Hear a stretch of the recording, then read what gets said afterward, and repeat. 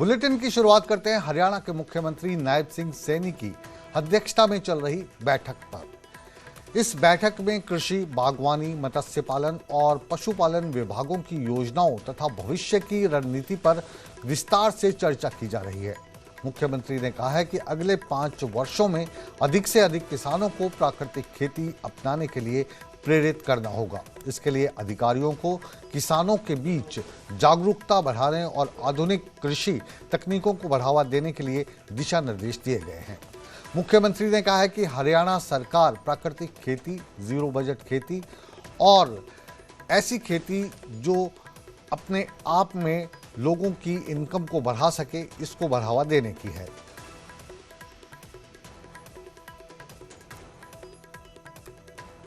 हरियाणा के मुख्यमंत्री चाहते हैं कि प्राकृतिक खेती को बढ़ावा दिया जाए। इसके लिए कम से कम यूरिया खादों का इस्तेमाल हो। जैसे पहले खेती की जाती थी जिसमें यूरिया का इस्तेमाल या तो होता ही नहीं था, होता था तो बहुत कम होता था।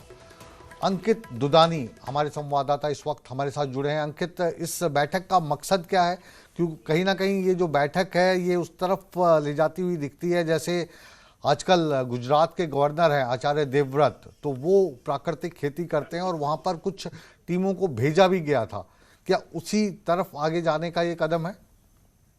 बिल्कुल उन्हीं से प्रेरित होकर के और ये जो कदम उठाया गया है, कहीं ना कहीं हमने देखा था कि पिछले दिनों जो गुजरात के राज्यपाल आचार्य देवव्रत हैं वो हरियाणा की विधानसभा में भी पहुंचे थे और हरियाणा के विधायकों की मौजूदगी के अंदर उन्होंने एक अपना वक्तव्य रखा था और वो सारा वक्तव्य इसी को लेकर के था कि प्राकृतिक खेती किस तरह से की जाए, जो कहीं ना कहीं जीरो बजट हो और उसके साथ साथ खाद और ये जो कीटनाशक है ये कम से कम डाले जाएं। खाद डाली जाए तो वो गोबर की खाद डाली जाए जो कि वहीं बने और कहीं ना कहीं उससे जहां जमीन उपजाऊ होगी और उससे जो फसल है वो भी अच्छी होगी, क्योंकि आज के दिन सभी लोग जहर खा रहे हैं क्योंकि इतना केमिकल जो फसलों के अंदर डाल दिया जाता है जिससे कि वो काफी खतरनाक हो जाती है और खाने के बाद उसका बड़ा नुकसान है। तो उसी की तरफ मुख्यमंत्री ये बैठकें करते हुए नजर आ रहे हैं। आज भी जो बैठक है वो 2047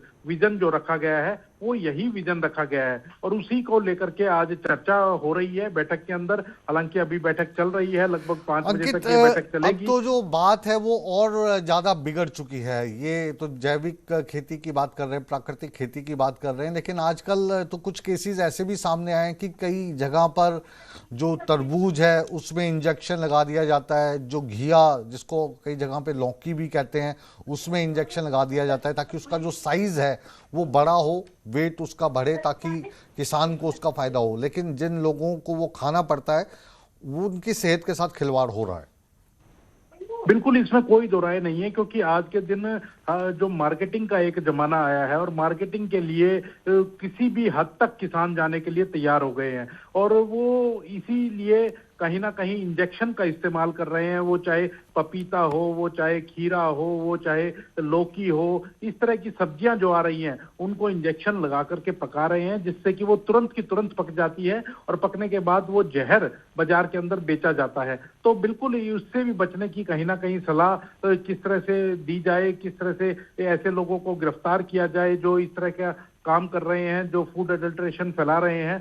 तो कहीं ना कहीं उसके लेकर ही आज बैठक थी और उसके अंदर बात करें कृषि विभाग की बैठक थी, एनिमल हस्बेंड्री के विभाग की बैठक थी। तो यही दोनों तीनों जो विभाग है कृषि विभाग से जुड़े हुए उन्हीं को लेकर के बैठक हुई। जी, एनिमल हस्बेंड्री की आप बात कर रहे हैं तो इससे एक जहन में और सवाल आता है कि पहले जब गांव में गाय को, भैंस को दुआ जाता था तो काफी समय लगाकर दूते थे। अब उसमें भी इंजेक्शन लगा देते हैं। अब उसका जो इंजेक्शन है उसका प्रभाव ये होता है कि वो दूध जब पीते हैं, बच्चे पीते हैं या बुजुर्ग या बड़े पीते हैं तो उसके भी बहुत साइड इफेक्ट्स आ रहे हैं। जो काया है वो बहुत ज़्यादा मोटी हो जाती है, चाहे वो पुरुष वर्ग की काया हो या महिला वर्ग की काया हो।